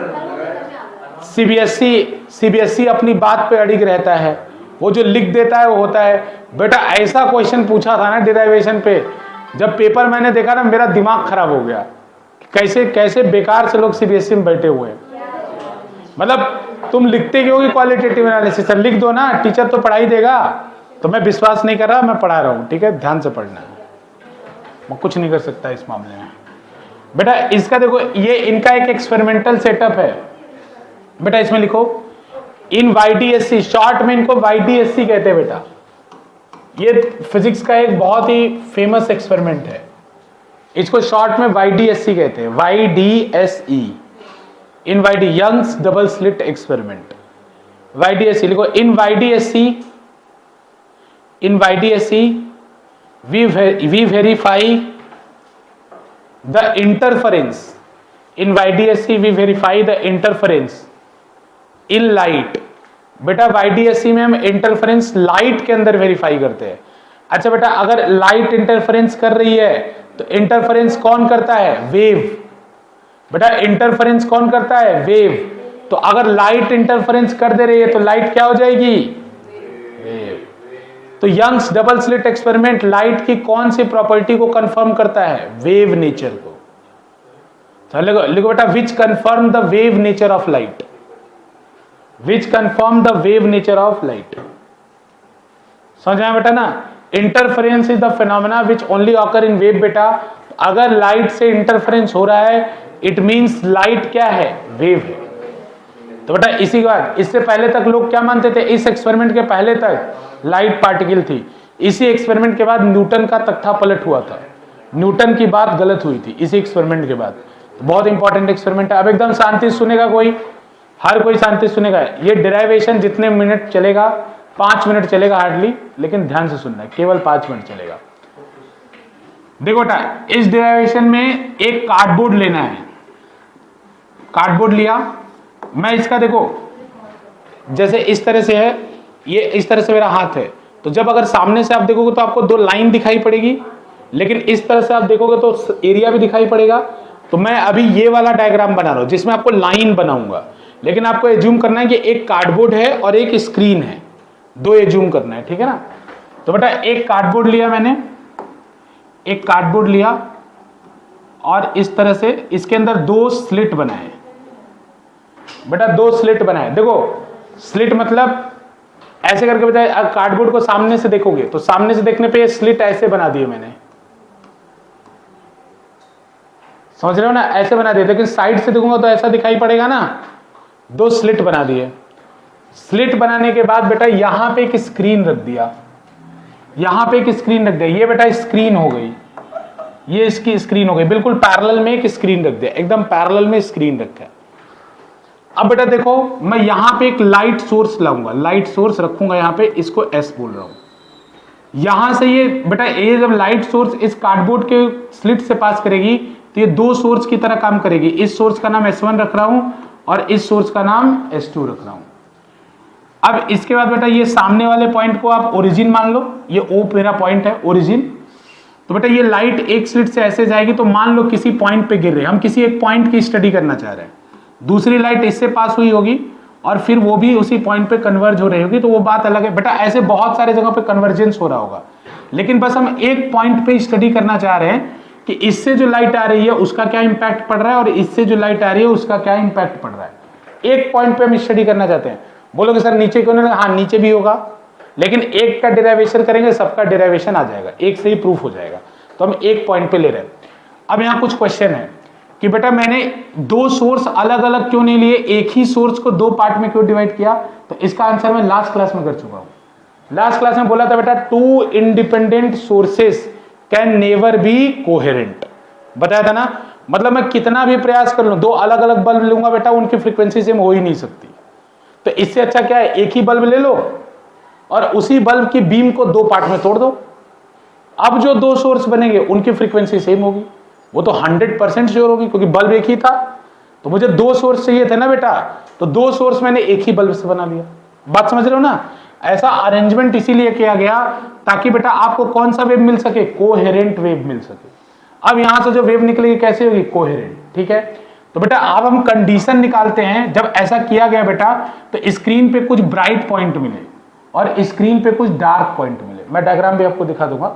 स्क्रीन पे कुछ जगहों पे ब्राइट पॉइंट मिले, कुछ जगहों पे डार्क पॉइंट मिले।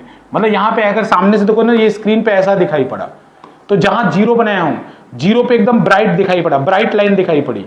फिर उसके बाद एक डार्क लाइन दिखाई पड़ी, फिर एक ब्राइट लाइन, फिर एक डार्क लाइन, फिर ब्राइट लाइन, ऐसे ऊपर पैटर्न बना। और ये x = 0 वाला मान लो ये है, ये 0 वाला है। फिर ऐसा ही पैटर्न नीचे दिखाई पड़ा। तो बेटा जहां जहां लाइट दिख रही है उस जगह पे लाइट का कौन सा इंटरफेरेंस हुआ है, कंस्ट्रक्टिव। और जहां जहां से लाइट गायब हुई वहां कौन सा इंटरफेरेंस हुआ है, डिस्ट्रक्टिव। यही चीज हमें प्रूफ करना है कि स्क्रीन के किस पॉइंट पे कंस्ट्रक्टिव इंटरफेरेंस होगा और किस पॉइंट पे डिस्ट्रक्टिव होगा, और उसकी क्या क्या कंडीशन होगी, ठीक है ना। तो इस एक्सपेरिमेंट में वही देखेंगे। तो बेटा ये पैटर्न आपको देखने को मिला। इधर ध्यान से देखो। अब बेटा डेराइवेशन की बात, तो पहले ड्राइंग बना लो सब लोग। और ये इनके बीच में जो दूरी है उस दूरी को मैंने d कहा, और इनके आपस में जो बीच में दूरी है इन दोनों स्लिट के बीच में, इसको मैंने स्मॉल d कहा। बेटा कुछ नोटेशन याद रखो, बस ये बना लो, पहले सेटअप बना लो। ये इनका एक्सपेरिमेंटल सेटअप है, it is the experimental setup. सब लोग ड्रॉ कर लो, ये इनका एक्सपेरिमेंटल सेटअप है, ठीक है ना। इसको ड्रॉ कर लो, अब डेराइवेशन करेंगे। हाँ, वो तो ऐसे समझाने के लिए बेटा कि ये जो दो स्लिट थे ना वो ऐसे हैं, वो साइड से देखने पे वैसे दिखाई पड़ रहे हैं।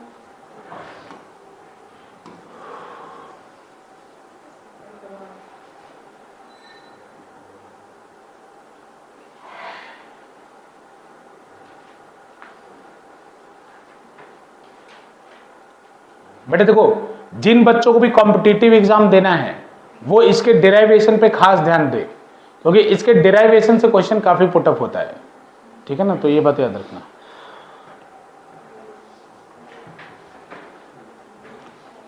डेरिवेशन को समझने का ट्राई करना। बेटा बना लिया, दो लाइन खींचनी है, बीच में गैप देना और ऐसे डी बना लेना और ऐसे स्लिट है।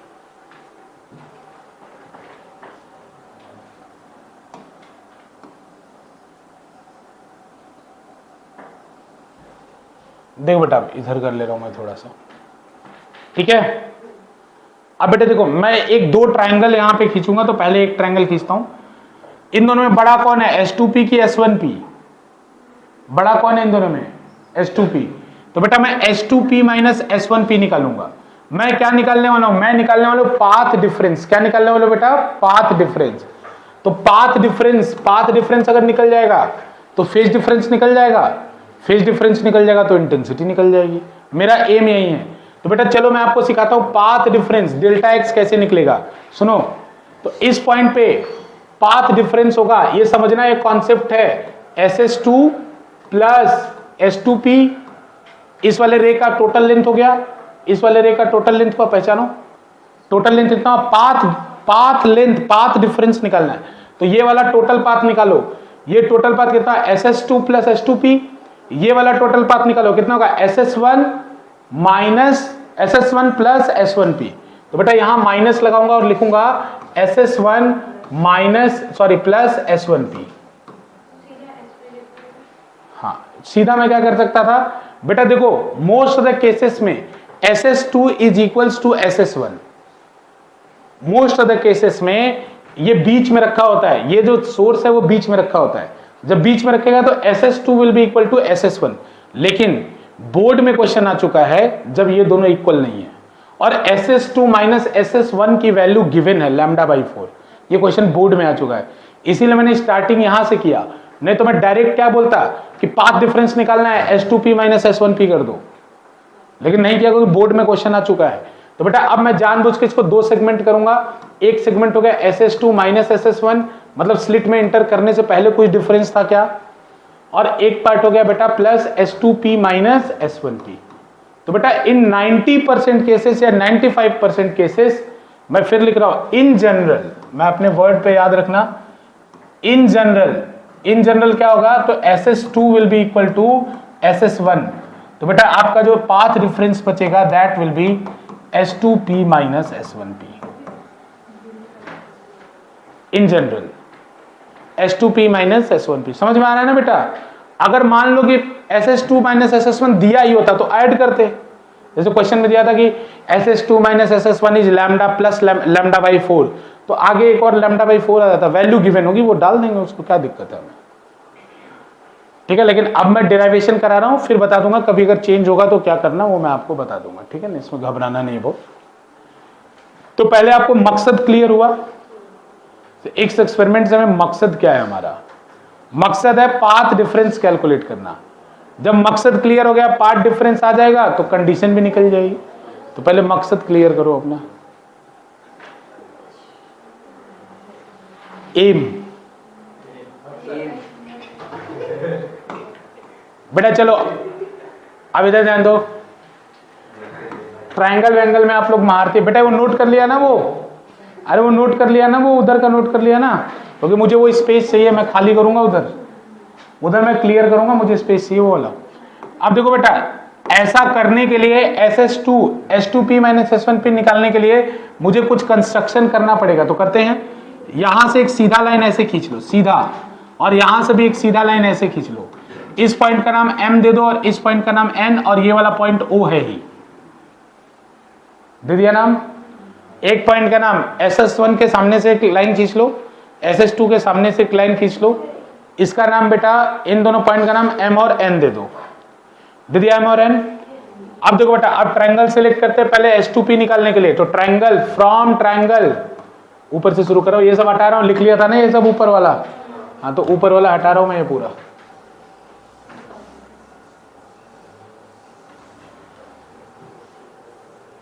देखो इधर, फ्रॉम ट्रायंगल, ट्रायंगल समझो, अभी मैं ट्रायंगल लूंगा S2PM, ट्रायंगल दिखा क्या, S2PM, ये वाला ट्रायंगल दिखा। अच्छा, इस डिस्टेंस को बेटा ओरिजिन से यहां पे x इक्वल टू 0 मान लो, इस डिस्टेंस को यहां से लेके यहां तक x मान लो, इस डिस्टेंस को क्या मान लो, x। बेटा जैसे हमें ये निकालना है कि किस जगह पे ब्राइट बनेगा, किस जगह पे डार्क बनेगा, तो कहीं तो रेफरेंस लेना पड़ेगा ना। अरे नंबर लाइन कहीं तो x इक्वल टू 0 मानोगे तभी तो बताओगे कि इससे इतनी दूरी पे, तो बेटा इसी को हमने क्या मान लिया, x इक्वल टू 0, जो ओरिजिन था इसी को मैंने क्या मान लिया बेटा, x इक्वल टू 0। अब ये x के टर्म में फॉर्मूला बनाना चाह रहा हूं कि x किस x के लिए ब्राइट बनेगा, किस x के लिए डार्क बनेगा, ये सब बनाना।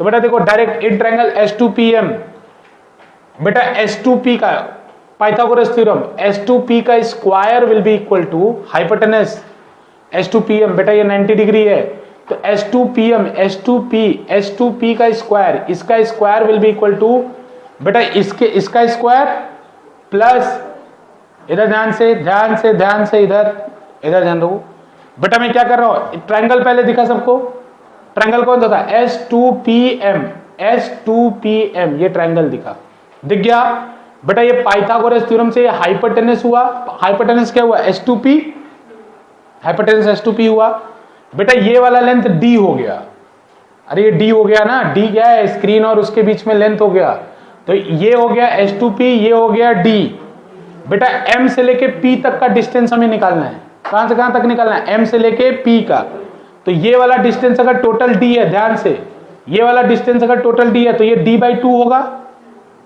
और O से लेके ऊपर तक के डिस्टेंस को मैंने X माना है बेटा। ये वाला डिस्टेंस D/2 है, और O से लेके ऊपर तक के डिस्टेंस को मैंने X माना है, तो M से लेके P का डिस्टेंस कितना होगा? D/2 plus X। अरे D/2 कैसे? सुन इधर, D ये टोटल लेंथ था ना बेटा, D टोटल लेंथ था। इन दोनों स्लिट के बीच में गैप कितने का था? D का, तो इनके आधे से लाइन खींची थी ना ये, तो बेटा ये D/2 है तो ये भी D/2 होगा। तो यहां से यहां तक D/2 और यहां से यहां तक X प्लस D/2 हुआ ना, क्लियर? अब इतना समझ गए तो मैं डायरेक्ट लिख रहा हूं, फिर D² plus X plus D/2 का होल स्क्वायर। बोलो, अरे बोलो, ये लिख लो यहां पे कि ये D/2 है। ये लेंथ कितना है? D/2 है। ये लेंथ कितना है? D/2 है बेटा। ये देखना सही है क्या? ये सही है ना? S2P का square equal to D² plus X plus D/2 का होल स्क्वायर, सही है ना? किसी कोई डाउट तो नहीं इसमें? ये सही है। अच्छा, अब बताओ, क्लियर? अब इसको इक्वेशन 1 कह दो, ये इक्वेशन 1 हो गया। X बेटा है O पॉइंट से लेके P पॉइंट का डिस्टेंस। O क्या है? X क्या है? O से लेके P पॉइंट का डिस्टेंस है, O से लेके P पॉइंट का डिस्टेंस, ठीक है? अब कोई बताएगा अगर किसी को समझ में आ रहा है? अब मुझे कौन सा ट्रायंगल लेना चाहिए? फिर से पाइथागोरस लगाना चाहता हूं, बोलो कौन सा ट्रायंगल लेना चाहिए? पाइथागोरस लगाना चाहता हूं। S1PN, कौन सा ट्रायंगल लेना चाहिए? S1PN, ये ट्रायंगल लेना चाहिए। तो फ्रॉम ट्रायंगल S1PN, फिर से इक्वेशन बताओ तुम्हें, S1P का स्क्वायर कितना हो जाएगा? ये इक्वेशन 1 हो गया। S1P का स्क्वायर बेटा, ये वाला डिस्टेंस फिर से D है, अरे बोलो ये वाला डिस्टेंस D है ना, ये नीचे बेस D है ना, तो बेटा NP का डिस्टेंस कोई मुझे बताएगा? NP का डिस्टेंस X²। करेक्ट बेटा। O से लेके P तक कितना था? X, उसमें से D/2 घटा दोगे तो कितना हो जाएगा? X minus D/2। तो बेटा यहां बनेगा D² is equals two plus X minus D/2 का होल स्क्वायर। बेटा ये इक्वेशन 2 हो गया। अरे चला गया, समझ में आया क्या? ये इक्वेशन 2 हो गया। क्या? बोलो बोलो, तुम ध्यान ही बेटा। मुझे S1P क्यों लिया? देखो इधर मिटा दिया मैंने, थप्पड़ मार दूंगा मैं। पीछे मैंने क्या लिखा था? पार्ट डिफरेंस में क्या होता था बेटा? पार्ट पूछ रही है S1P क्यों लिया? S2P माइनस S1P होता था ना, तो ऐसा ट्रायंगल लिया जिससे S2P निकले, फिर ऐसा ट्रायंगल लिया जिससे S1P निकले। अरे क्यों लिया? समझ में आ रहा है? क्योंकि ऐसा ट्रायंगल लूंगा जिससे S2P निकले, ऐसा ट्रायंगल लूंगा जिससे S1P निकले, इसीलिए बेटा मैंने ये लिखा। अरे बोलो अब, ठीक है? लॉजिक कोई और दिक्कत है तो वही वो भी बताओ मुझे, कोई और दिक्कत है बताओ। अब इसके बाद क्या करो बेटा? सेकेंड इक्वेशन, ये फर्स्ट इक्वेशन बड़ा है, S2P बड़ा है, ध्यान से देखो, बड़ा कौन है? S2P है, तो पॉजिटिव लाने के लिए किसको किस में से माइनस करना पड़ेगा? S2P में से S1P को। तो बेटा from equation second and first बेटा, या सब्ट्रैक्टिंग इक्वेशन, सब्ट्रैक्टिंग लिख लो, सब्ट्रैक्टिंग इक्वेशन 1, इक्वेशन 2 करना है ना, equation 2 from equation 1, subtracting equation 2 from equation 2। बेटा इसमें से सब्ट्रैक्ट कर रहा हूं इसको, ठीक है ना? समझ रहे हो ना ध्यान से को? बेटा ये देखो, तुम लॉजिक देखोगे ना, फिजिक्स बहुत आसान है। लॉजिक देखो, फिजिक्स आसान है। S2P माइनस S1P क्यों कर रहा हूं? S1P माइनस S2P क्यों नहीं कर रहा हूं? ये सब लॉजिक है। मेरे दिमाग में लॉजिक तो सेट नहीं, तो इतना फॉर्मूला कोई याद थोड़ी रख सकता है, इतना फिजिक्स याद ही नहीं हो सकती। समझे रहोगे तो फिजिक्स बहुत आसान है। अब देखो माइनस करो, तो बेटा माइनस करने पर, ये मैं हटा दे रहा हूं स्क्रीन, हाँ इक्वेशन 2 फ्रॉम, उल्टा लिख दिया क्या? इक्वेशन 2 को घटाना है ना 1 में से, बेटा H2P बड़ा है ना, H2P माइनस S1P करना है मुझे। अरे सही लिखा है मेरे हिसाब से बेटा, 1 में से 2 को घटाना है ना, 1 में H2P है, ठीक है कोई बात नहीं, ऐसा होता है। अब सब्ट्रैक्ट कर दो तो कितना होगा, H2P का स्क्वायर माइनस S1P का स्क्वायर। बेटा ध्यान दो, H2P का स्क्वायर माइनस S1P का स्क्वायर हो गया। बेटा देखो अब ध्यान से इंटेलिजेंट बनो, क्या क्या कटेगा, डी स्क्वायर कट जाएगा, नहीं लिखू दोबारा, नहीं लिखू ना बेटा, बचेगा क्या, अरे मैं खा जा रहा हूं स्टेप ताकि तुम्हें ना लगे कि इतना बड़ा डिराइवेशन है, डिराइवेशन तो छोटा सा है ना, इसलिए बेटा देखो x प्लस डी बाई 2 का whole square minus x minus d by 2 का होल स्क्वायर। बेटा ये कैपिटल डी कहां गए, पता है ना सबको, नंदिनी पता चला बेटा कैपिटल डी कहां गया, कट गया। Yes sir. हाँ क्लियर करण, ठीक है बेटा। अब इसको एक्सपैंड करके माइनस करो, चलो मैंने बता रहा, करो एक्सपैंड। अरे a प्लस बी का होल स्क्वायर पता है ना, a माइनस बी का होल स्क्वायर पता है ना, कैंसिल करो जल्दी।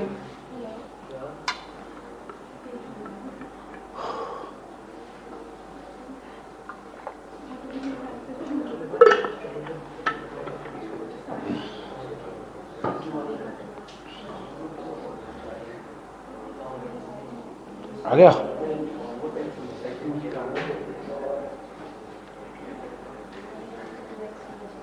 लिखो। हाँ 2xd नहीं आएगा, xd आएगा। अरे d बाई 2 था ना, अरे 2xd कैसे आएगा, d बाई 2 आएगा, एक d 2 से 2 कैंसिल नहीं हो जाएगा।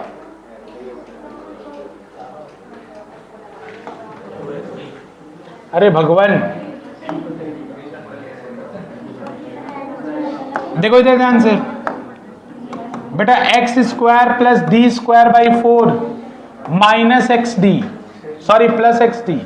अच्छा 2xd आया क्या, मैंने समझा तुम यहां समझ, यहां बोल रहे हो, सॉरी बच्चों सॉरी, xd यहां मैंने समझा तुम 2xd कह रहे हो, ठीक है ठीक है ठीक है, आप लोग करेक्ट हो। Minus x square plus D square by 4 minus x D. अरे ठीक है क्या, ठीक है बेटा, एक्स स्क्वायर से एक्स स्क्वायर कैंसिल, अरे माइनस अंदर मल्टीप्लाई होगा ना, डी स्क्वायर बाई 4 से डी स्क्वायर बाई 4, तो बेटा बचेगा कितना, यहाँ एक्स डी बचेगा, ये माइनस अंदर मल्टीप्लाई होकर भी क्या बचेगा, एक्स डी, तो आंसर कितना आएगा 2xd। एंजल बताओ, आदित्य,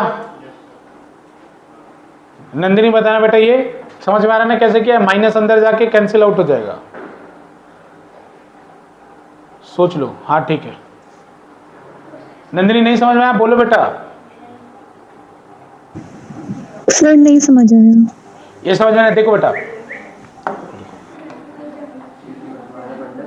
अच्छा बेटा ये एक्सपैंड कैसे किया है वो क्लियर है ना नंदिनी? यस सर, वहां तक क्लियर है। हाँ तो देखो बेटा, इसको अंदर मल्टीप्लाई कर दो ना माइनस को, तो यहां हो जाए x square plus D square by 4 plus x D minus, बेटा अंदर मल्टीप्लाई कराओ, minus x square minus D square by 4 plus x D. बेटा देखो नंदिनी, यहाँ प्लस एक्स स्क्वायर आया, यहाँ माइनस एक्स स्क्वायर आया, मिलके क्या हो जाएगा 0। बेटा यहाँ डी स्क्वायर बाई 4 आया, यहाँ माइनस डी स्क्वायर बाई 4 आ गया, मिलके क्या हो जाएगा 0, तो क्या बचेगा एक्स डी और एक्स। यस सर, समझ आ गया। हाँ तो बेटा ये 2xd आ जाएगा। ए अभी समझा रहा था, बायो वाले बच्चे ध्यान दो ना खासकर, क्लियर है आदित्य, क्लियर है ना, 2xd आएगा। अरे बोलो यहां तक किसी कोई दिक्कत है तो मुझे बता दो। अब इसका देखो फाइनल बात, बेटा ये किसकी वैल्यू आई, ये किसकी वैल्यू है बताना, ये S2p square minus S1p square की वैल्यू आई ना 2xd, लेकिन मुझे क्या चाहिए था, मुझे क्या चाहिए था S2p माइनस S1p। फोन बंद करो आदित्य, देखो इधर, तो बेटा इसको ऐसे लिख सकता हूं S2P minus S1P into S2P plus S1P लिख सकता हूं, और that is equals to 2xd। ए ध्यान से समझो बच्चों, बोला ना ये बहुत इंपॉर्टेंट डेरिवेशन है, और इसे ध्यान दो। तो बेटा मुझे यहां क्या चाहिए, S2P माइनस S1P, उसको निकालो S2P। बेटा a माइनस बी का होल स्क्वायर, ए स्क्वायर माइनस बी स्क्वायर का फॉर्मूला लगाया। S2P माइनस S1P किसके इक्वल आएगा, 2xd upon S2P plus S1P। बेटा ये जो डिस्टेंस है ना, ये जो पूरा का पूरा जो आपको स्क्रीन बनाया मैंने, ये mm में होता है, मिलीमीटर में, और जो d होता है ना बेटा वो मीटर्स में होता है। तो ये S2P और S1P को नियरली इक्वल टू d लिख सकते हैं, समझ में ना, S2P, और ये सही एजम्पशन है, कोई दिक्कत नहीं इसमें, क्योंकि जो डिफरेंस होता है मिलीमीटर का होता है। तो इनको लिख दूंगा मैं बेटा। अब आ गया फाइनल नेक्स्ट स्टेप में, S2P is nearly equal to S1P is nearly equal to d, ठीक है ना बेटा। नेक्स्ट स्टेप हो देखो, बस 2 मिनट, 2 मिनट और। तो देखो बेटा S2P minus S1P is equals to कितना होगा, 2xd अपॉन 2d। कैंसिल हो गया ना, तो 2 से 2 विल कैंसिल आउट। बेटा path difference will be equal to, हाँ बोलो बोलो, इसलिए बोल रहा था ना, एक मोमेंट ध्यान दोगे काम खत्म हो जाएगा। देखो बेटा इनमें डिफरेंस मान लो, अब डिबेट को बेटा एक मान लो 1 पॉइंट, देखो बेटा स्क्रीन का जो लेंथ है वो mm में होता है। जैसे मान लो 1.004 है और 1.001 है, तो बेटा जब इनको प्लस करना है तो नियर प्लस करने पे आंसर कितना आएगा, 2.005, तो उसको अप्रॉक्सीमेटली 2 लिख सकता हूं ना। लेकिन बेटा डिफरेंस कितना आएगा इनका, 0.003। तो बेटा जो पूरा लाइट का शिफ्टिंग मैंने दिखाया ना वो mm में होता है, वो 0.003 होता है, 0 मीटर में 0.002 होता है। हाँ 0 लिख दोगे तो काम खत्म हो जाएगा। एडिशन में आप बेटा 2, जैसे 2.005 है और 2 है, उसको बराबर लिख सकते हो, लेकिन उनका डिफरेंस हमें मायने रखता है। क्यों, क्योंकि वेवलेंथ का जो रेंज है बेटा, वेवलेंथ का रेंज नैनो में होता है, तो उसके कंपैरिजन में तो 0.03 है वो बहुत ज्यादा आएगा। तो d को अप्रॉक्सीमेटली आप लिख सकते हो। तो बेटा यहां से पाथ डिफरेंस का फॉर्मूला कितना आ गया, xd upon capital D। Path difference निकालना तो बच्चों पाथ डिफरेंस निकल गया हमारा, xd upon capital D। Path difference कितना आ गया, xd अपॉन कैपिटल D, ठीक है ना। पाथ डिफरेंस बेटा रिकैप, हाँ रिकैप, हाँ कौन बोला रिकैप नहीं, बस 2 मिनट में रिकैप करा दो, 2 मिनट, अरे रिकैप 2 मिनट में रिकैप। इधर देखो रिकैप, इधर ध्यान दो बेटा। ये मैंने दो स्लिट क्यों लिया, ताकि मुझे कोहेरेंट सोर्स मिल सके। इधर ध्यान दो, रिकैप से जल्दी याद हो जाएगा। 2 स्लिट क्यों लिया, कोहेरेंट सोर्स बन सके। फिर बेटा मुझे क्या निकालना था, पाथ डिफरेंस। तो SS2, फिर पाथ डिफरेंस का बेटा आपके नोटबुक में लिखा हुआ देखो, SS2 plus S2P minus SS1 plus S1P, subtract किया S2P माइनस S1P आया, मतलब ये हमारा एम था। उसके लिए बेटा मैंने 2 ट्रायंगल लिया, एक ये वाला ट्रायंगल और एक ये वाला ट्रायंगल, और x स्मॉल d और कैपिटल D के टर्म में दोनों को सॉल्व किया। सॉल्व करने के बाद बेटा दो इक्वेशन बने पाइथागोरस थ्योरम से, जिसमें आप थोड़ा प्लस माइनस लगाओगे तो आपको समझ में आएगा कि x और d में क्या रिलेशन है। फिर बेटा फाइनली एक लास्ट स्टेप याद रखना है कि नीचे आके S2P square minus S1P square को S2P plus S1P into S2P minus S1P लिखना है, और S2P प्लस S1P को क्या लिख सकते हो, 2D बस। और इसके बाद बेटा सॉल्व करके पार्ट डिफरेंस होगा, बाकी नेक्स्ट क्लास में, बाकी नेक्स्ट क्लास में बेटा कंटिन्यू। बेटा जो पढ़ाता हूं ना उसको रिवाइज कर लिया करो, अगर अच्छे से जीवन में रहना है तो दोबारा उसको सॉल्व कर लिया करो, दोबारा सॉल्व भी कर लिया करो, ठीक बेटा। दीक्षा समझ में आया, करण ठीक है। खुशी आया बेटा, श्रुति ठीक है बेटा, ठीक है, ओके बेटा, बाय बाय।